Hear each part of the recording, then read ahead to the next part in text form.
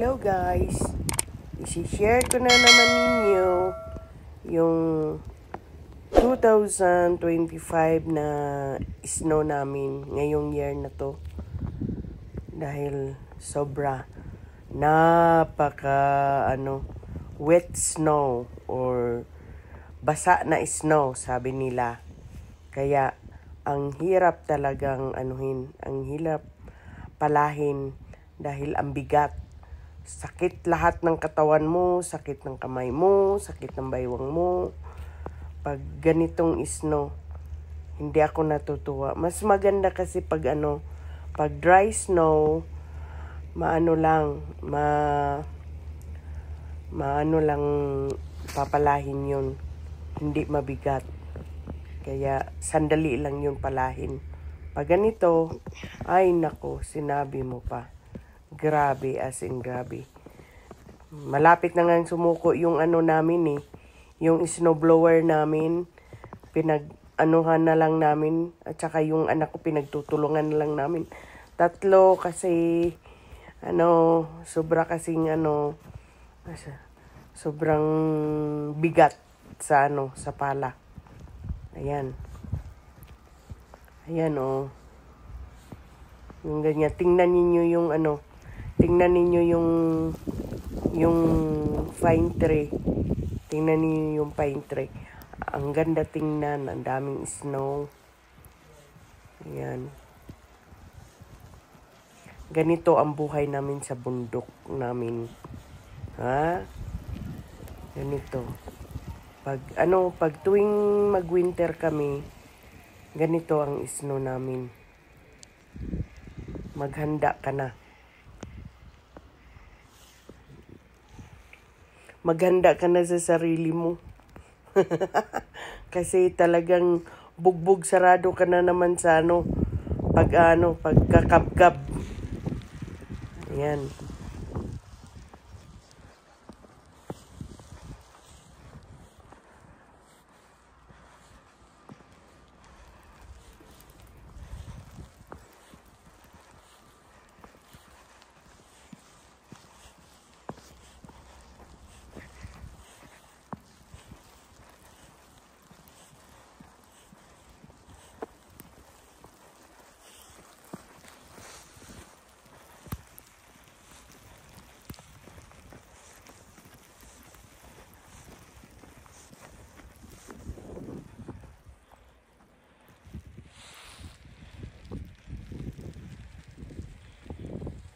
Nakita ninyo yung namin, ayan yung yung asawa ko. Ayan. Nandyan umakyat sa namin, sa roof namin. Okay. Dahil yung chimney namin hindi kataasan. Kaya pag maraming snow, natabunan yung chimney namin at saka hindi nagagana yung heater namin. Kaya ayan, siya. Sana nga ngayong summer na darating, papalitan namin yan ng mataas para hindi na kami mahirapan. Natatakot naman din ako pag umakyat yung asawa ko sa sa bubong dahil alam na ninyo pag nahulog yan, ay nako, sana wag naman. 'Di ba? Nakakatakot talaga. Kaya nandyan ako, nakabantay ako niyan. Nagkakabgab siya doon sa snow. Nahirapan nga rin siya nagkakabgab dahil dahil wet snow nga. Kaya hindi madali. Pag dry snow, talagang madali lang papalahin yun. Ayan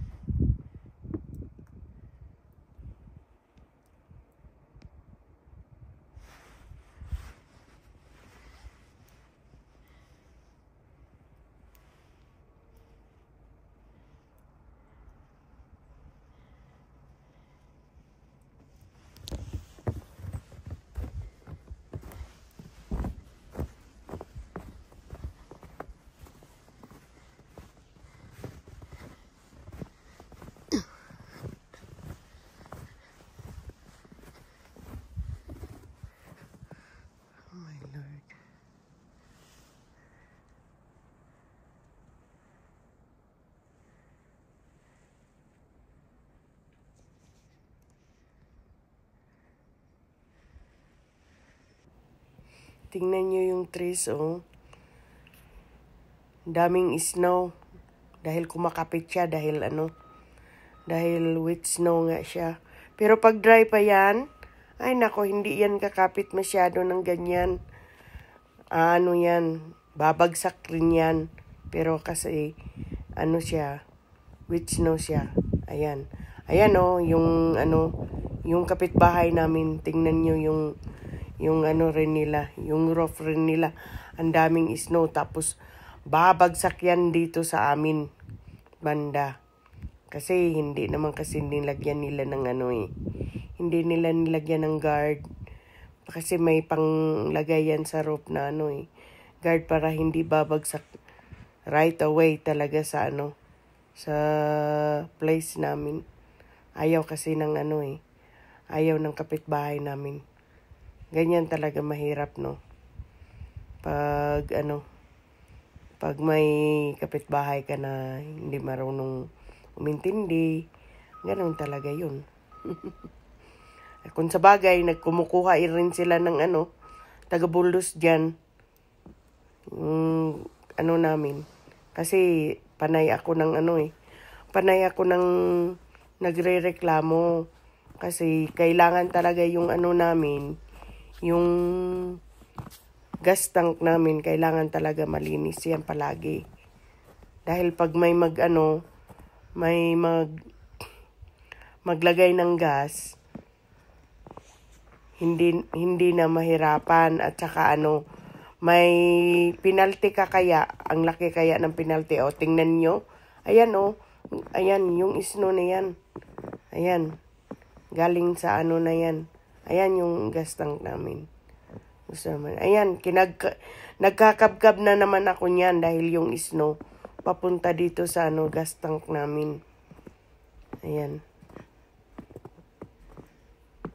Kailangan talaga yan malinis. Dahil pag penalty, pag may snow. At ito naman, nandito na kami,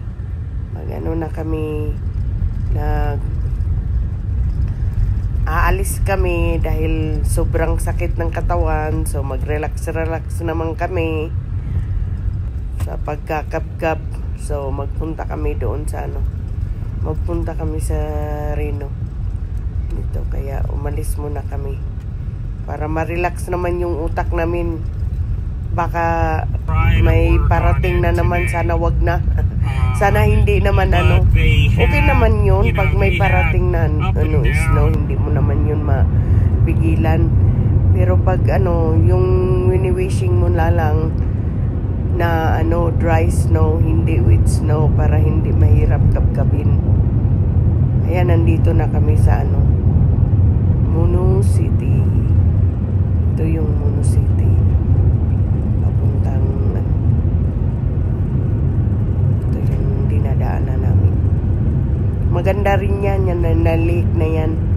Muno City, maraming coral yan. Mayroon nga ako sa ko, mga coral sa sa isa kong video. Ito.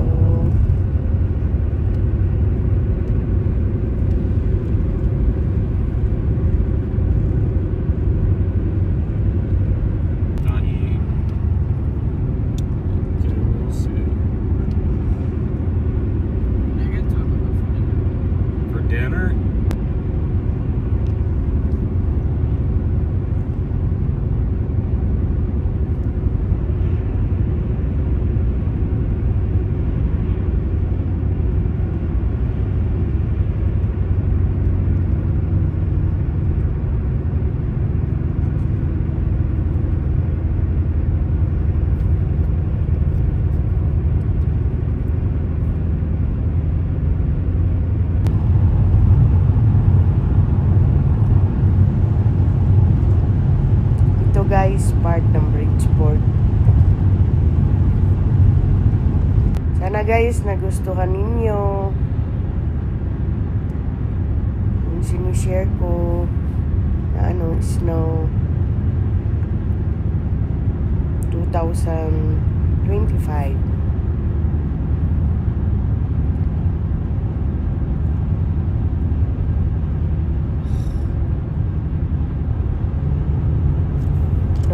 forget, like and share, and subscribe my channel, guys.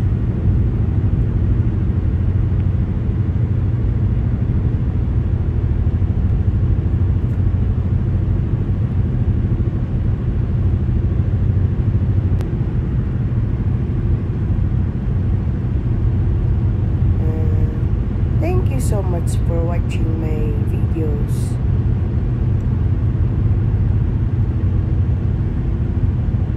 Have a nice day.